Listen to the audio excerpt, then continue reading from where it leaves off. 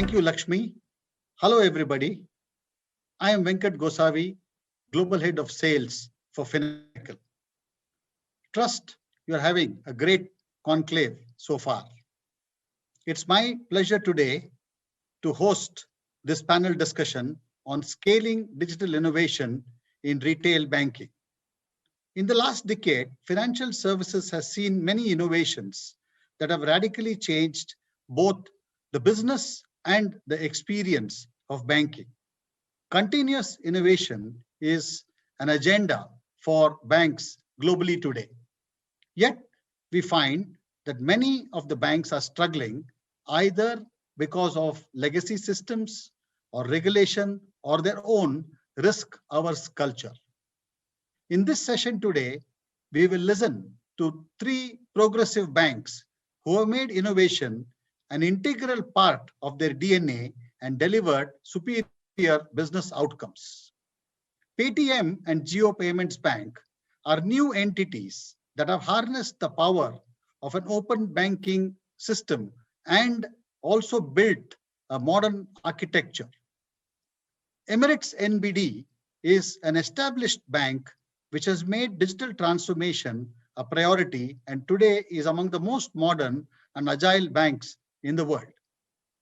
It's our pleasure to have 3 senior executives from these banks to be our panelists today. Please join me in welcoming Abhishek Arun, Chief Operating Officer of Paytm Bank. Hi. Mr. Munyuki from Emirates NBD. Mr. Jagdish Narayanan, Chief Information Officer of Jio Payments Bank. Hello. Thank you for making the time to participate in today's panel discussion. With this, I will move straight away into the most important part, which is to get the views and the insights from our esteemed panelists. Retail banking is changing at a very rapid pace.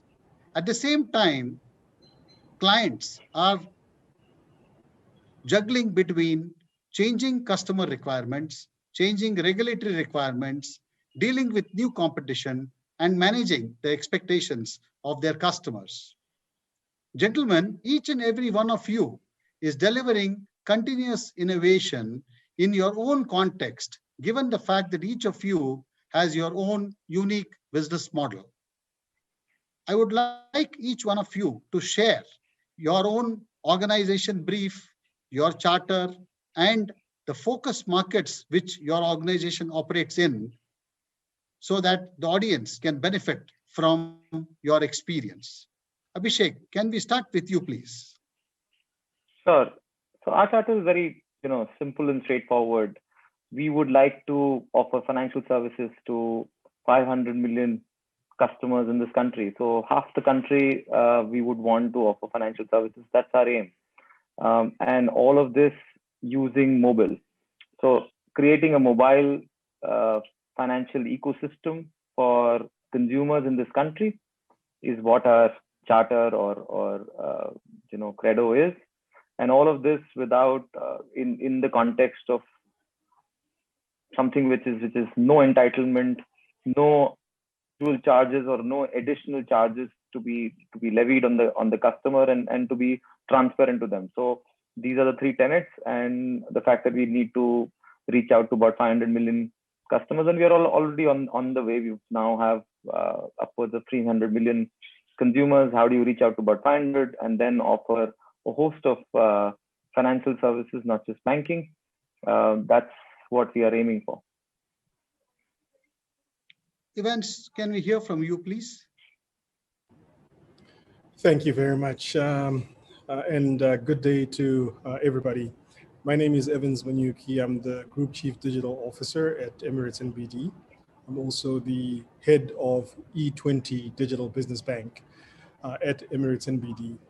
Our bank has been around for quite some time with $200 billion in assets, operating in about 13 countries and serving about 14 million customers, which are served by a very, very good sort of like set of teams across multiple countries. We have operations here in the UAE, in Egypt, in India, in Turkey, Saudi Arabia, in Singapore, UK, Austria, Germany, Russia, Bahrain, representative offices in China, and in Indonesia.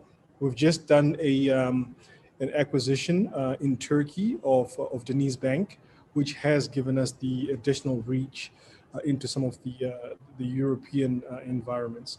And for us, yeah, we are really focused on our customers and really focused on leveraging sort of a customer first, a customer focused approach towards bringing about innovation, which takes into account the whole empathy, which takes into account the needs that customers have as a first point, and then as a second point, really focusing on the agenda that the UAE has, as an example, and the whole collaborative way of working together with communities, both within the government and also within sort of like the ecosystem of fintechs.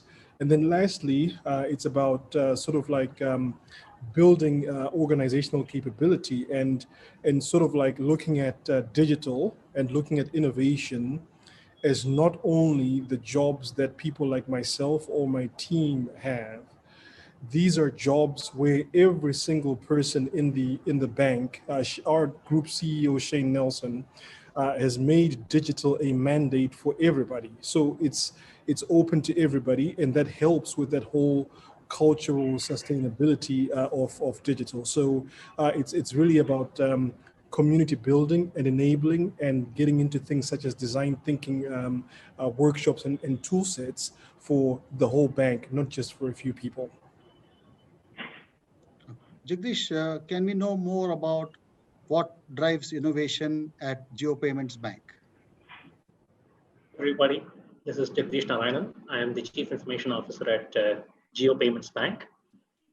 So one of the key areas that we strongly believe in is how the whole concept of digital has evolved.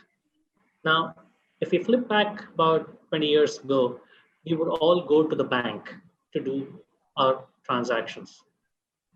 And then the next shift happened when we got the concept of we not having to go to a bank versus the bank literally coming to us, offering doorstep banking and all of those kinds of services. Just translate that into a digital equivalent. A bank can have a mobile app, most banks do now, and it can be sitting on the 4th page of your mobile phone. You have to scroll past 3 pages and get to that app. Now, how often would a customer want, or how often would a customer just go there all the way down to the 4th page and open the app and log in and do something unless and until he or she has a specific need to do a financial transaction? Versus, can the app go to the customer, just like the bank came to the customer 20 years ago, where the customer is all the time, let's say on WhatsApp or on any of the other apps where the customer spends disproportionately a large amount of time as compared to a banking app, where he would spend a few minutes or a few seconds completing a transaction when coming out of that app.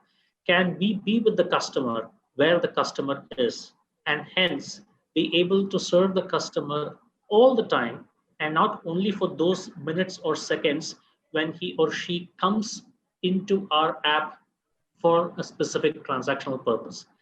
That's one broad philosophy. And the second is that while digital offers fantastic conveniences anytime, anywhere, anyhow, we should also not forget that the customer at the end of the day is still the same human being, with the same thoughts, the same feelings, the same behaviors as he had 20 years ago. He could go into a bank and he would not just do a transaction, he would talk to people, he would discuss various things. And there was a specific environment, there was a specific persona be created. How much can that human touch still be made available to the customer while giving him all the conveniences of digital in the new age banking phenomenon. That's some of our key drivers in designing our digital customer experiences so that we are able to be with as many customers for as long. It's not just the numbers of customers, it's also the time that we spend with the customer for every single interaction that we can have with the customer. That's really been one of our key drivers of our innovative design that we are trying to put together. Thank you, Jagdish. Abhishek, my question to you is, Paytm has been among the greatest challenger banks globally, and you are very well known and differentiated because of your approach to building an ecosystem. Can you please share with us what is it that banks need to do in order to accelerate their own ecosystem development so that it is in tandem and helps achieve your strategy? Honestly, it's very humbling to, talk about what others can do. We have been in existence for about 41 months. So I would probably talk about what has worked for us versus really talking about what others should do. Each one of them have their own strategy for all right reasons and difficult to prescribe for somebody else. But what I would say is that we look at banking or payments as part of a transaction because consumers don't think of a bank. So there has to be an ecosystem. He needs to be doing something in his life, and we need to be adding value while he's living his life, and we shouldn't be an irritant in his life. Sure. So that's what banking or payments or transactions is all about.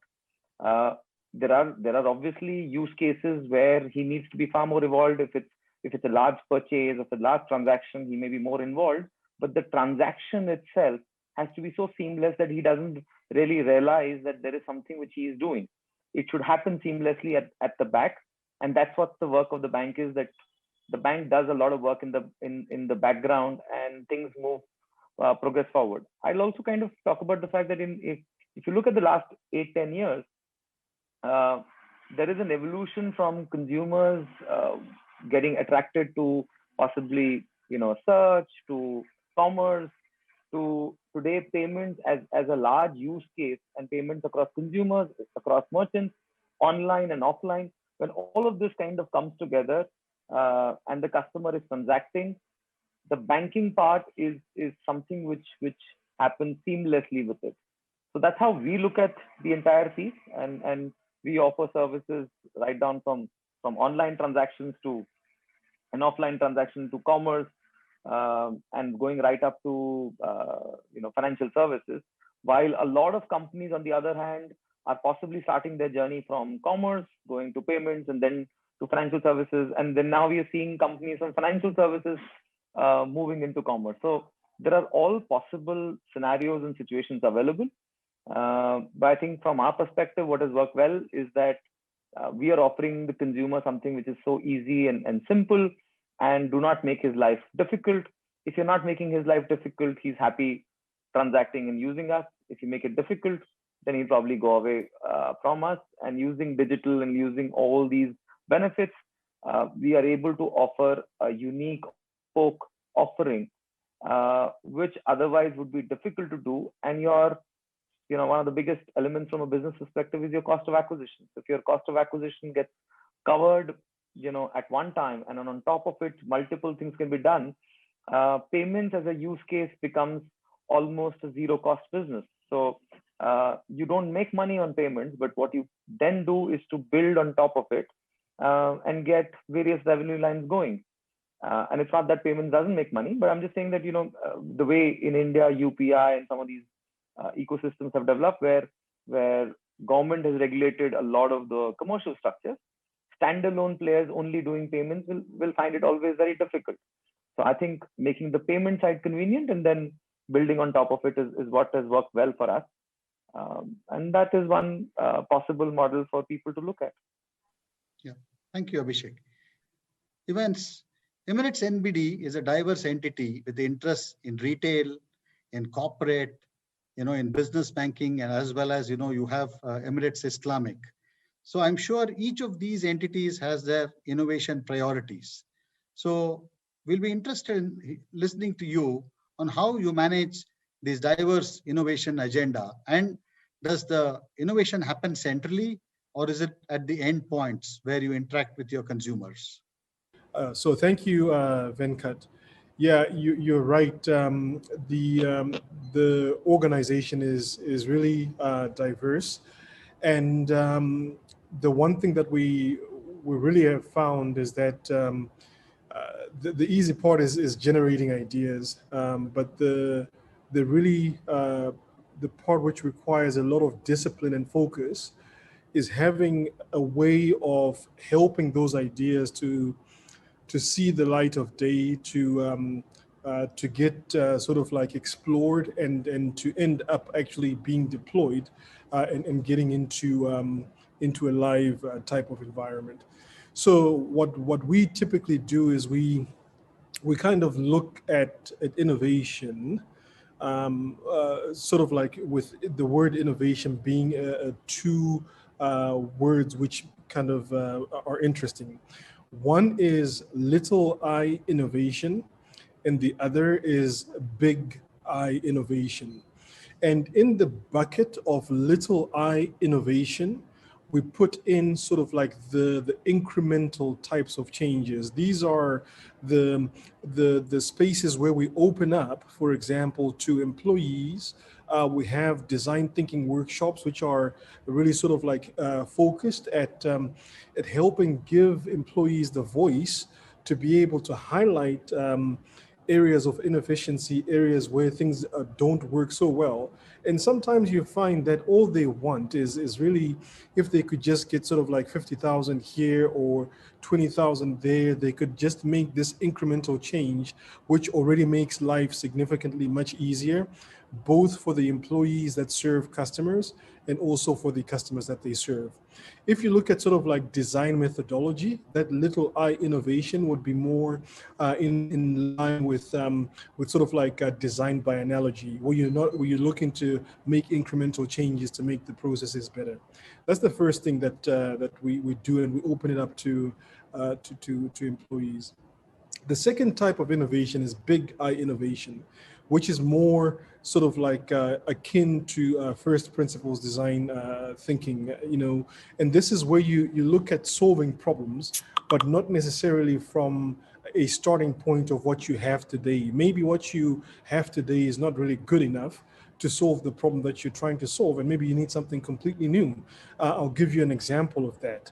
An example of that was sort of like the addressing of the market with millennials, and the end result ended up not being an incremental change to what we currently have per se, but actually going out and building a whole new digital bank that focuses on that target market. Fast forward sort of like 3 years later, we were looking at another problem statement, which is, really making a big difference and a positive difference in the lives of SMEs, small and medium enterprises, and small and medium businesses. And initially, we looked at doing partnerships with a whole sort of like suite of fintechs that we could work together with, but we ended up seeing that we sort of like had 12 considerations, and we didn't want this experience to feel like 12 things that are sort of like banded together.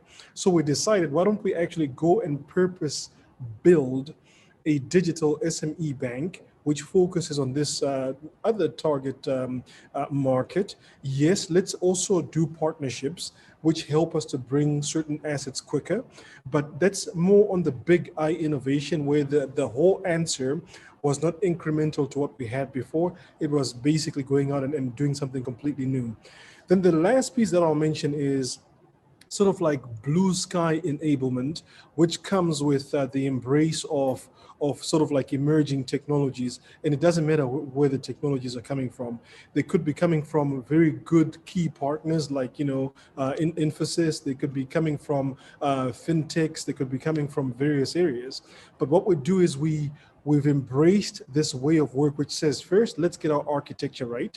Let's modernize our architecture, make sure that it's API ready, make sure that it allows us to be able to go to market quicker with our own internal products and offerings, but also we're able to link to the outside world quicker and also be able to get them to connect with our environment.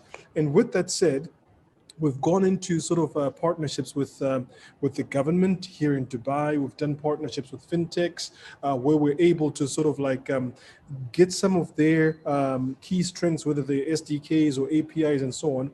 And sometimes you take a couple of interesting ingredients and you create something completely new. And we've done that with our capability that we call True ID, that allows non-face-to-face FICA, which we deployed and went live with in E20R Digital Business Bank, got to see it working really well, and then we deployed it in Mother Bank, and now it's allowing some very interesting use cases for account opening. So little I innovation on the incremental side, big I innovation on the sort of like BHAG, the big, hairy, audacious ideas, you know, with first principles design thinking, and a massive embrace for emerging tech as an enabler as we move forward.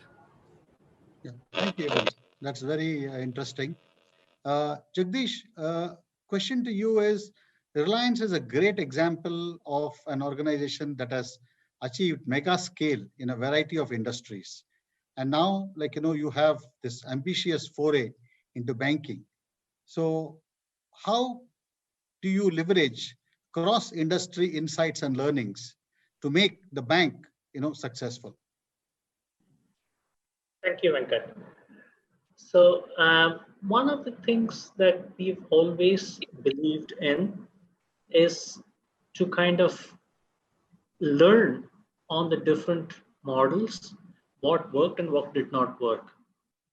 Now, one of the things that traditional businesses teach you is that you can, make it every person's sort of understanding into those areas very easily. Whereas banking and financial services by its nature tend to become very sort of jargonistic. It's just full of heavy jargon. People just tend to go away from it and say, oh, this is not my cup of tea, I'm not going to touch it. Okay. People who might be very well knowledgeable otherwise just don't want to go near a lot of these things.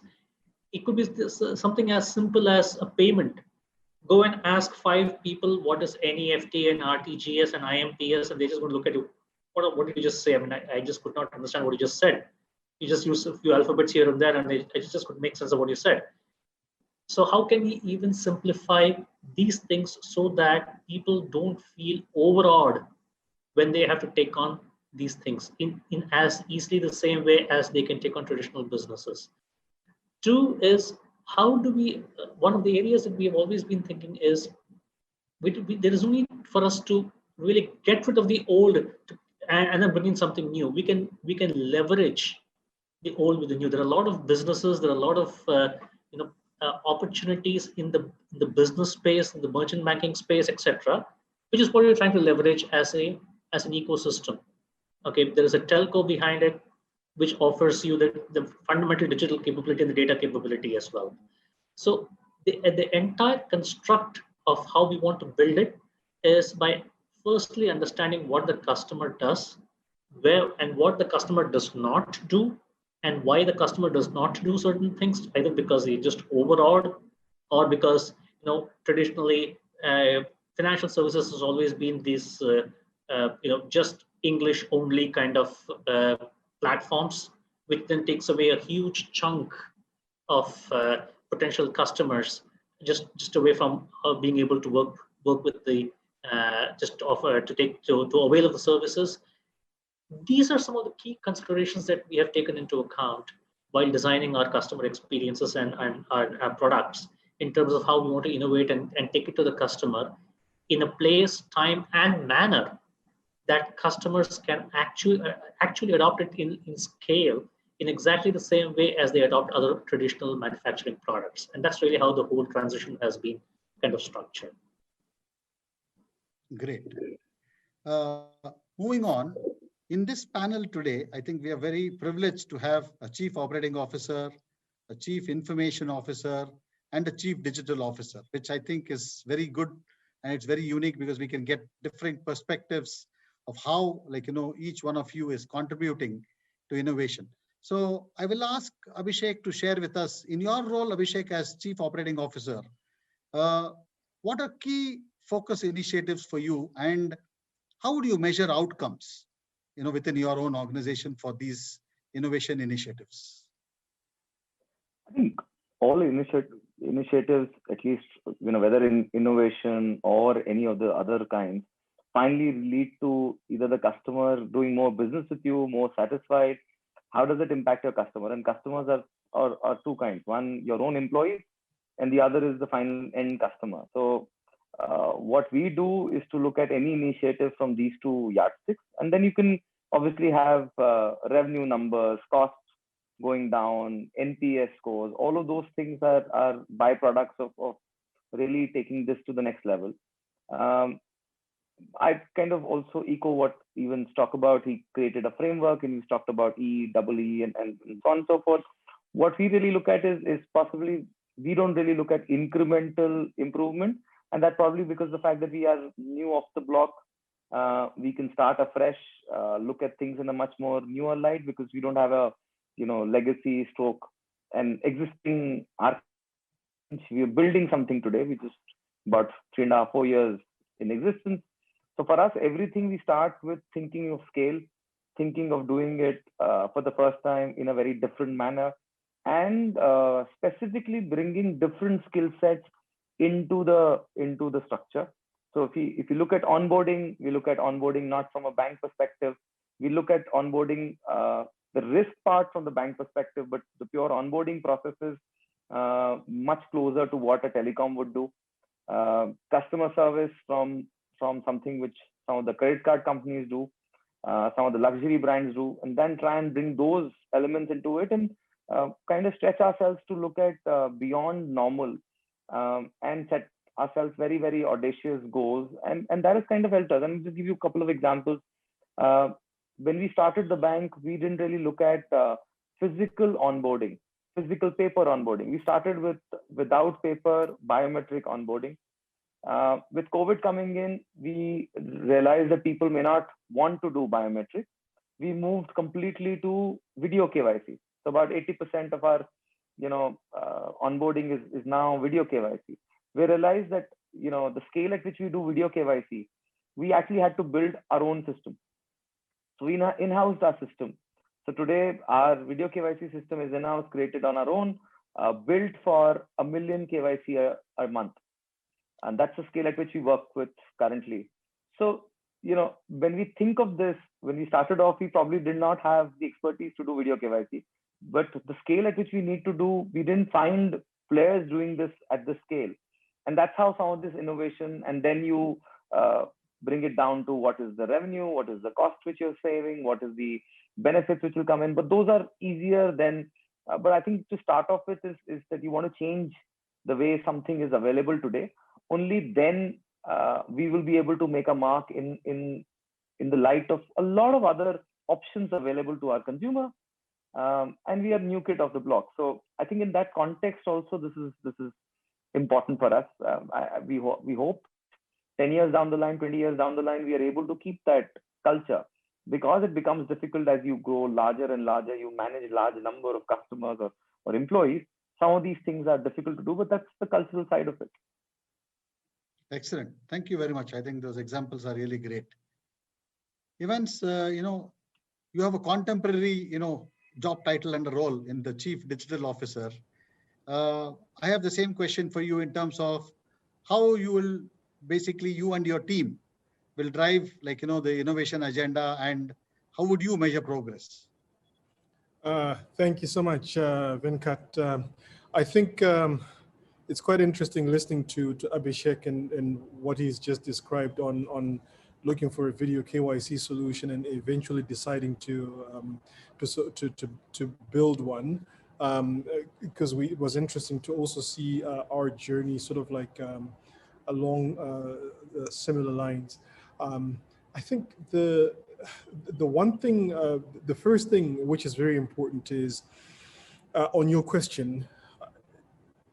Innovation is an organization-wide agenda, and it's really more about welcoming more people to the party as opposed to exclusively owning that space as the digital team by ourselves.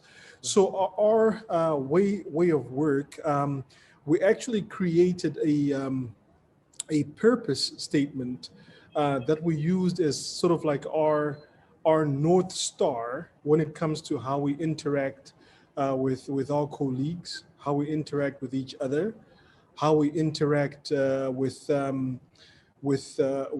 stakeholders, and also even kind of how we interact with our customers. And that purpose statement, I'm just going to be very impromptu here and just do something very interesting. It actually says that our purpose is to help you achieve yours. We've actually made it a very purposeful sort of like mission statement to say we do not exist to be the brightest and smartest people in the room and to shut everybody else out when it comes to the brilliant points they have around the complaints that customers may have or around the pain points that they may experience on the front line. It's actually welcoming everybody to the table and then saying, so guys, we have competencies that we would love to use to help to solve problems. What are those competencies? Those competencies are design. So specifically, when I say design, I'm talking about visual design, I'm talking about interaction design, I'm talking about information architecture, the whole 9 yards around design. The second piece is around data and being data-led and really embracing advanced analytics, embracing artificial intelligence, looking at sort of like the kinds of algos that companies like Netflix and Amazon use to hyper-personalize their experiences. How can we use those types of models to improve our interactions with customers? So that whole point around data leverage is really key. The third one is specifically competencies around process design and process reengineering and rethinking of processes and looking at how we make processes lean. And soon after we do that, then we get into the next competence, which is around intelligent automation, both in terms of intelligent automation from a robotics process automation viewpoint, where we've actually implemented, many of such solutions that help to automate processes, and also the leverage of AI in some of those journeys. So that's another competence. And then the last one is emerging tech and innovation, which brings in some of the pieces I talked about earlier on. So by the time you combine these, robotics, process reengineering, design, bring in AI and AA, and you lump all of these together, they become sort of like the tool set, which we say, okay, guys, we're here, let's work together. What problems do we need to solve? And then we use the right solutions to actually solve the problems. We found that it helps people to actually want to collaborate together and to actually leverage these tool sets to be able to bring value. The moment of truth is how you celebrate success. Now, if you do something really well, and then you say, well, I did this by myself. Well, next time people don't want to work with you if that's how you operate. But if you're really inclusive and bringing everybody to the table, and when you win together as a team, and you do those kinds of things, it really helps to build that momentum of collaboration. And we've seen that work really, really well. So that's how I would say we focus on driving this whole agenda. It's all about people. It's about enabling people. It's about empowering people.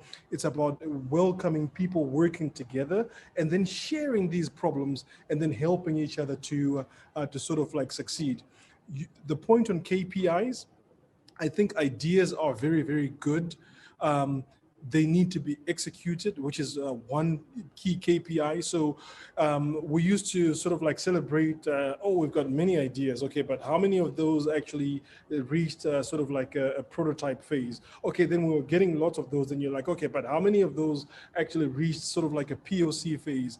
Then we used to celebrate that, then we're like, oh, but how many of those actually went live, okay?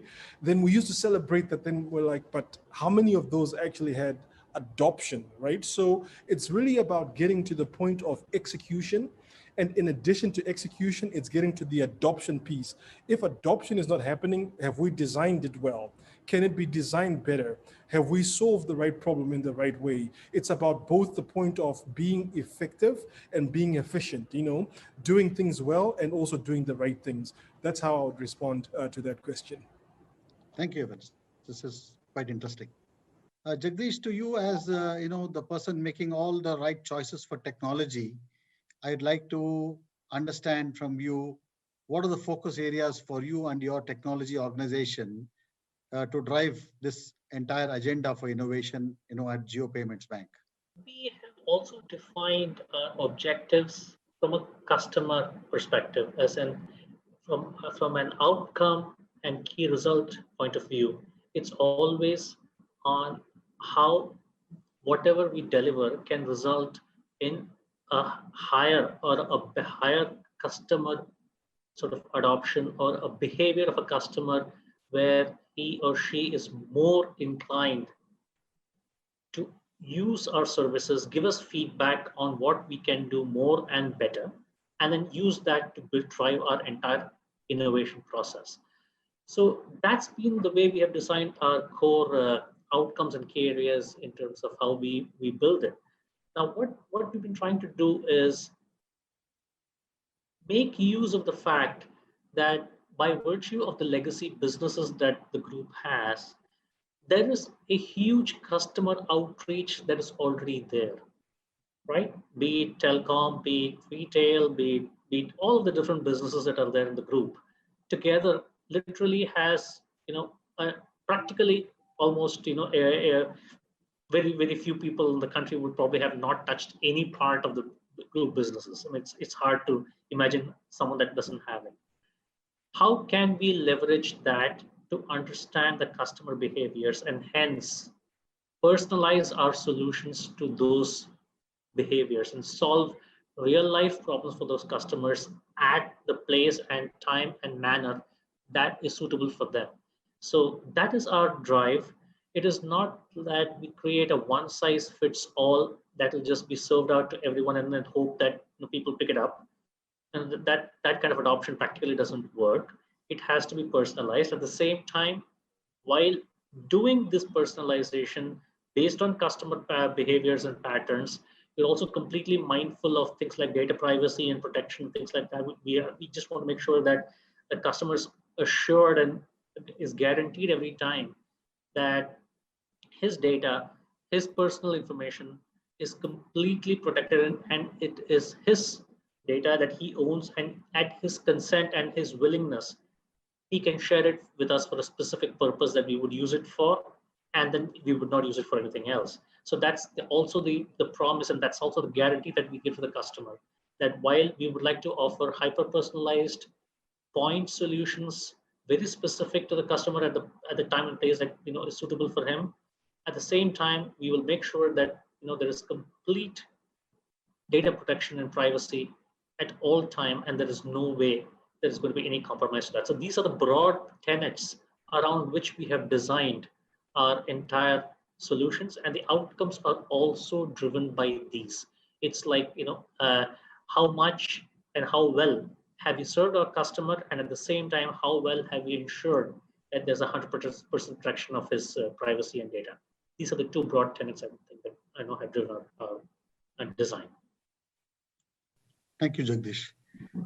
Moving to the next question, I would like, as we start 2021, if there are three areas of innovation which you would like to share with our audience, which is truly global in nature at Finacle Conclave, I want each one of you to share what you believe are three ideas which are going to be important given the current context. the things which we look in the future, and things which we believe will are important. One is the access to the customer through digital channels, anything and everything he or she wants to do.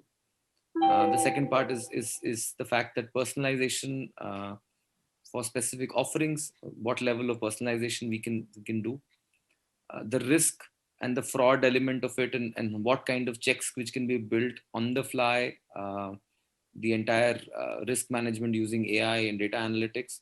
So a lot of data usage for personalization, and the risk and fraud and management of it, and the entire customer access. So these are the three parts which a lot of work, at least at our end, is happening over the next 1 year for the customer.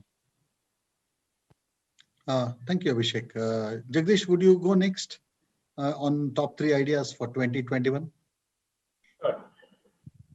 So, to my mind, and the way we've been kind of thinking about it, the way we can make digital adoption more simple, more effective, and hence easier for the wider adoption. It could be multilingual. It could be just, the way the customer experience is designed, so that it's just a lot simpler for financial services to be adopted by a much wider population than is now, just because of the sort of fear factor that seems to sit about trying to do a financial transaction, is one of the key areas. And I think that is that drives a lot of our build, and I think that will continue for much more time.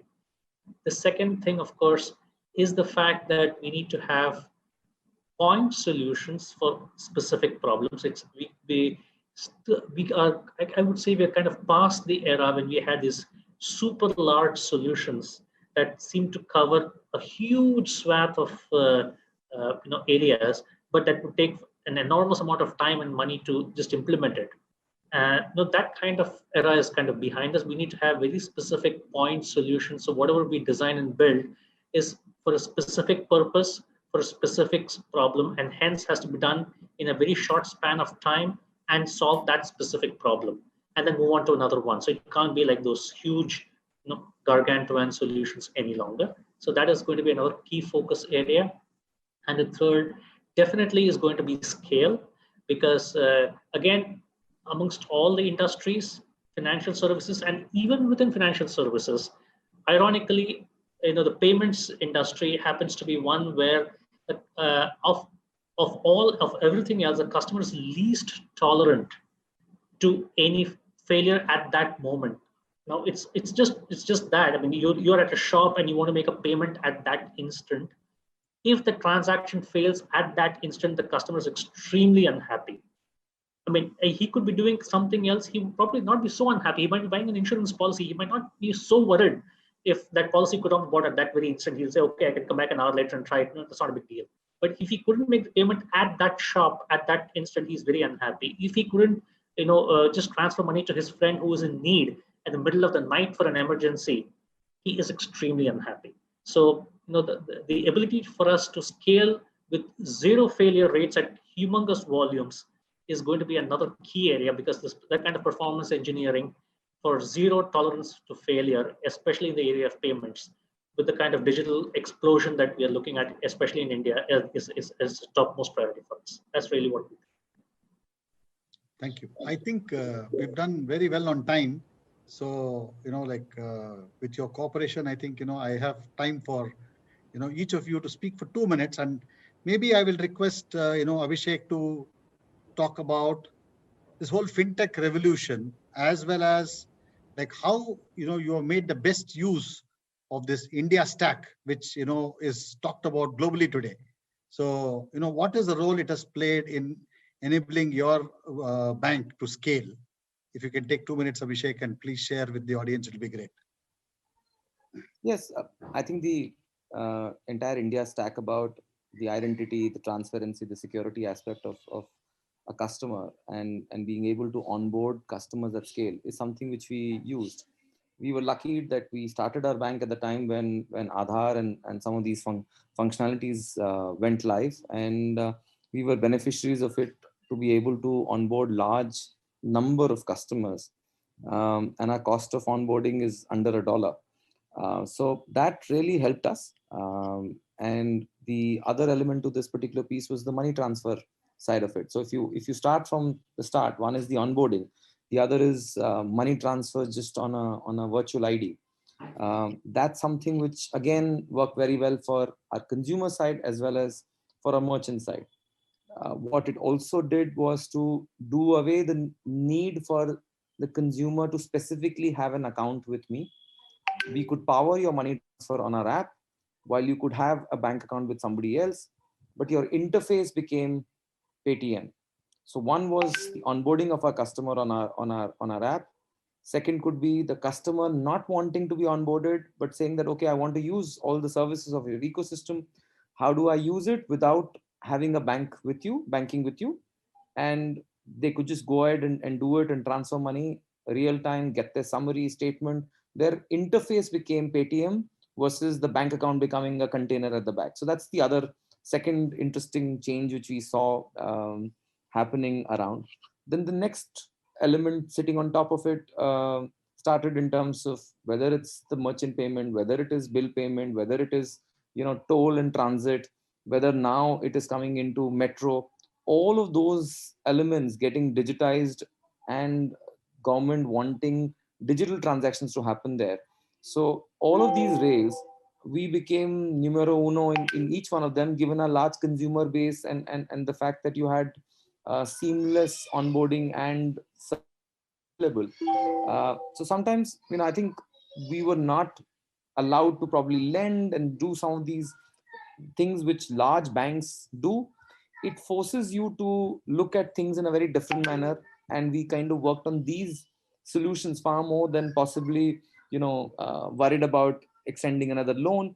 And those things kind of worked very well, and we utilized the entire India stack on top of all of those functionalities which were available. And I think the other element which is also important here is the point about scale, point about fact that we are a technology company which became a bank. So creating technology on our own, and also partnering with key technology giants, in this case Finacle, for our core banking system. And we then created a middleware. So we had a core banking, and then we had a middleware for our flexibility and for agility or scale. So I think a lot of that has worked well for us. So we're playing on our strengths on technology, design, customer convenience, and using some of these open architecture which is available for scale, and that's worked well for us. Thank you, Abhishek. So, Evans, I'll allow you to have the last word. With Live, with E20, which have been great experiences. Like, I just want you to talk about customer adoption and, any suggestions you would like to share with many of our client banks who will be participating in Finacle Conclave on how should they go about it. Yeah, so thank you for that, Venkat. And let me just start by saying that I'm very blessed and fortunate to be sitting in front of you sharing these messages. But behind me are many hardworking colleagues that have actually done some amazing work, especially with Live and getting that whole bank up and the kind of momentum that it's been able to gather within the local market. So I want to acknowledge all of the various colleagues that have been behind that, and also even the build of E20. I think the first thing is really about collaboration and not trying to do everything yourself. So there are things that as an organization you know you're really good at, and you drive those yourself. And there are things where you look to partner with people that are also very good at what they do, so you can have the best of all worlds coming together. For us, I mean, we've had a really good journey, for example, with Infosys on Finacle, and that whole space has been important for us in getting Live up and running and really going. We've also had some good elements of teams working hard, bringing things together, and key partnerships, even in E20, etc. So I think the key message that I'd like to leave with our viewers and listeners here today is, first of all, embrace an MVP type of thinking, a minimum viable product type of thinking, which says, sort of like learn from the lean startups, do something where you can prove that a concept works, do it very quickly based on a very, very small budget as much as you can. And then once you do that, look at how you can scale that, as quickly as you can. But it's being capital conscious, and we all know the times that we're in now, especially post this whole COVID era, where the economics are quite challenged, and everybody's going to be on sort of like squeezed budgets and so on. So it's really good to be capital conscious and to show that you're making the best use of your funds. There's some things that you can do as a capital expenditure. There's some things that you can convert into an OPEX, through certain partnerships and things like that. That's point number one. Point number two is really about being not only efficient, but also being effective. Choose to be efficient, which is you do things well, but also choose to be effective, which is about making sure that you choose the right things to do. If there are a few things that you can do, make sure they're the right ones to do. I think those are the couple of messages I'd like to leave with our listeners. Thank you very much. So with that, I think we will, come to the conclusion of this panel discussion. Abhishek, Evans, and Jagdish, I really want to thank you for your time and for all the great insights which you have shared based on your practical wisdom. I'm sure our attendees and the audience would have benefited greatly from all the points which you have shared. I also want to thank all the participants and the attendees who have made it a priority to attend this panel discussion today. Thank you very much.